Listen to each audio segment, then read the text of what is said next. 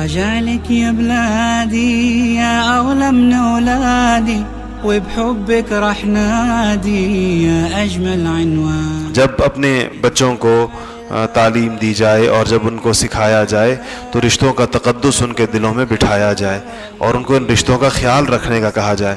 آج کل کی ہم جس قسم کی تعلیم بچوں کو اداروں میں دیتے ہیں، عصری اداروں میں عام طور پر، تو وہاں فرد کے حقوق کی بات بہت زیادہ ہوتی ہے. ہر بندہ اپنے حقوق کے لیے گویا سر تان کر کھڑا ہوا ہوتا ہے کہ اس نے اپنے سارے حق وصول کرنے ہیں، اور اس کی لائف اور اس کی پرائیویسی اور اس کی انفرادیت اور اس کا ذہن بنتا ہے عام طور پر.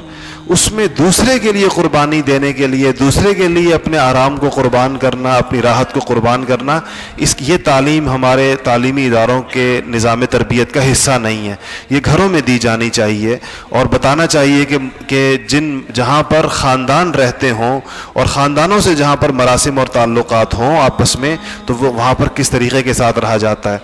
یہ جو رشتہ ہے میاں بیوی کا، یہ اور ان کے خاندانوں کا، یہ وہ جس کو انگریزی میں کہتے ہیں نا ٹٹ فار ٹیٹ، یہ وہ چیز نہیں ہوتی کہ بس آپ پوچھیں. ہم سے لوگ دارالفتاح میں ہم سے پوچھتے ہیں، فون کر کے پوچھتے ہیں، خاتون پوچھتی ہیں، یہ بتائیے مولانا مجھے یہ بتائیے، کیا میرے ذمے اپنے شوہر کے ماں باپ کی خدمت ہے؟ کیا میرے ذمے اپنے ساس سسر کو کھانا کھلانا ہے؟ کیا میرے ذمے فلانا؟ وہ اس کے فقہ کے احکامات کسی نے بتا دیا ہوتا ہے کہ بھائی فقہ کی کتابوں میں لکھا ہے کہ شوہر کے ذمے تمہارے ذمے تمہارے ساس سسر کی خدمت نہیں ہے. تو پھر پوچھتے ہیں فون کر کے کہ بتائیے، تو ہم ان کو بتاتے ہیں کہ نہیں ہے آپ کے ذمے، مگر آپ کے شوہر کے ذمے آپ کا علاج معالجہ بھی نہیں ہے.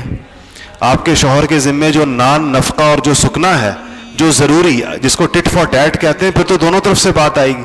اس کے ذمے پھر یہ چیزیں ہیں فقط آپ کی. وہ جو اس سے زیادہ کرتا ہے اور وہ جو اس سے زیادہ اچھے طریقے سے رکھتا ہے، وہ کوئی ان ضابطوں کو دیکھ کر تھوڑی ہوتا ہے. یہ تو بھلے طریقے سے، اچھے طریقے سے اور حسن معاشرت کے ساتھ زندگی گزارنے کے لیے دونوں جانب سے قربانی کی جاتی ہے، اور اپنی اوپر واجب اور فرض سے بڑھ کر ان حقوق کو ادا کیا جاتا ہے. تو اس کی تعلیم اور اس کی تربیت دونوں جانب ہونی چاہیے. اور خاندانی نظام میں جہاں پر بے شک وہ خاندان ایک گھر میں نہ رہتے ہوں، لیکن خاندانی تعلقات ہوتے ہیں، مراسم ہوتے ہیں، آنا جانا ہوتا ہے، اس کو نبھانا اور اس کا خیال رکھنا، اس کی لاج رکھنا، یہ بچوں کو سکھانا چاہیے. یہ بچوں کو سکھانے کی چیزیں. اگر یہ نہ سکھائی جائیں تو یہ معاشرہ ہمارا ویسے ہی تتر بتر ہو جائے گا اور ویسے ہی بکھر جائے گا جیسے آج مغربی معاشرہ آپ کو بکھرا ہوا نظر آ رہا ہے. یعنی اگر آپ صحیح معنوں میں پوچھئے، آج مغرب کی سب سے بڑی پریشانی، ان کو معاشی مسائل تو ہے نہیں، ان کو فوجوں کے اور کوئی عسکری مسائل بھی نہیں ہے کہ ان کے پاس اسلحہ نہیں ہے یا ان کے پاس دنیا پر حکومت کرنے کے لیے ڈنڈا نہیں ہے.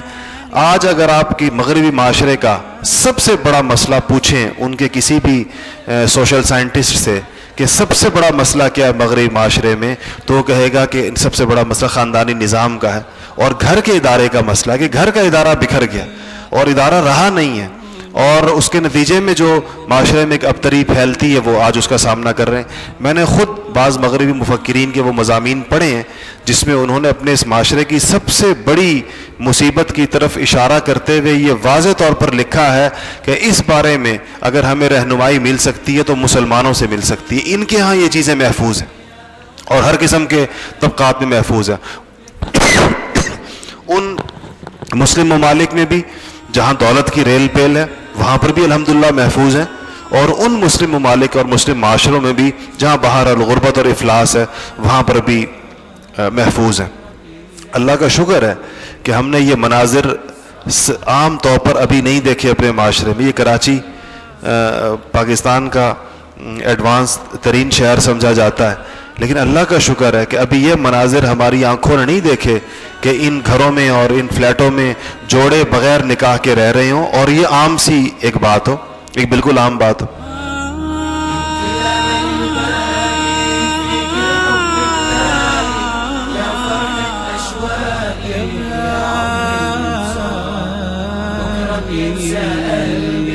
كل ايام الصعبة مليت